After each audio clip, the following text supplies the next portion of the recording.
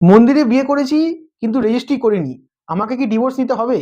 তো বন্ধুরা, এই ক্ষেত্রে হিন্দু ম্যারেজ অ্যাক্টে কোথাও এরকম বলা নেই যে আপনি যদি রেজিস্ট্রি না করেন সেই ক্ষেত্রে আপনাকে ডিভোর্স নিতে হবে না। But section 7 of Hindu marriage act অনুযায়ী যেখানে বলা আছে সেরিমনিজ অফ হিন্দু ম্যারেজ, সেই প্রভিশনগুলো যদি পুরো ফুলফিল থাকে তাহলে আপনার সেরিমনিটা ভ্যালিড আর আপনাকে ডিভোর্সও নিতে হবে। এর সাথে সাথে কি দেখতে হবে যে section 5 of Hindu marriage act যেখানে কন্ডিশন অফ হিন্দু ম্যারেজের ব্যাপারে বলা আছে, প্রভিশন দেওয়া আছে, সেগুলো ফুলফিল আছে কিনা। তাহলে সেগুলো যদি ফুলফিল থাকে তাহলে আপনার ম্যারেজটাও ভ্যালিড। তাহলে যদি এই দুটো ফুলফিল থাকে সেকশন 7 আর সেকশন 5, তাহলে সেই ক্ষেত্রে আপনাকে অবশ্যই ডিভোর্স নিতে হবে অ্যাজ পার ডিভোর্স প্রসিডিং।